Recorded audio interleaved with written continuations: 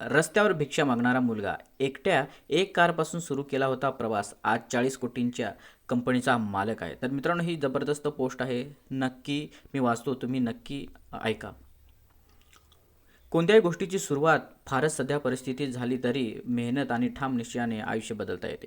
याचा उत्तम प्रत्यय रेणुका आराध्य यांच्या आयुष्यातून दिसतो. रेणुका यांचा जन्म बंगळूर जवळच्या एका गरीब गावात झाला. त्याच्या कुटुंबाची आर्थिक परिस्थिती खूपच दुर्दैवी होती. लहानपणापासूनच ते आणि त्यांचे वडील रस्त्यावर भिक्षा मागत बसायचे. वडील मंदिराचे पुजारी होते, पण घर चालवण्यासाठी पुरेसे उत्पन्न मिळत नव्हते.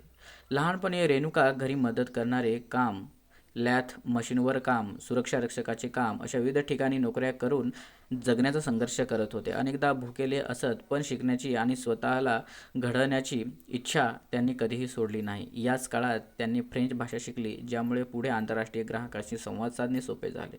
2006 साली रेणुका आराध्य यांनी प्रवासी कॅब्स प्रो लिमिटेडची स्थापना केली. सुरुवातीला फक्त एकच कार होती, पण त्यांच्या ठाम निश्चयाने आणि गुणवत्तेवर भर देऊन दिलेल्या सेवेमुळे कंपनी हळूहळू वाढू लागली. आज प्रवासी कॅब्सकडे 100हून अधिक वाहनांची फ्लीट आहे. त्यापैकी 250 वाहने रेणुकांच्या स्वतःच्या मालकीची आहेत. कंपनीत 150पेक्षा जास्त कर्मचारी काम करतात. रेणुकाच्या ग्राहकांमध्ये Amazon India, Walmart, general Motors यासारख्या मोठ्या कॉर्पोरेशनचा समावेश आहे. या यशामागे फक्त आर्थिक फायदा नाही, तर ग्राहकांच्या समाधानावर भर देणे आणि प्रत्येक परिस्थितीत चिकाटी बाळगणे हे प्रमुख कारण आहे. रेणुका आराध्य यांचा प्रवास हा कठीण परिस्थितीतून आलेल्या व्यक्तींसाठी प्रेरणादायी आहे. रस्त्यावर भिक्षा मागणाऱ्या मुलाला आज 40 कोटी रुपयांच्या कंपनीचा मालक बनलेले पाहणे खूपच उत्साहवर्धक आहे. त्यांच्या कहाणीमुळे अनेक तरुणांना आत्मविश्वास मिळतो आणि स्वतःच्या स्वप्नांकडे वाटचाल करण्याची प्रेरणा मिळते.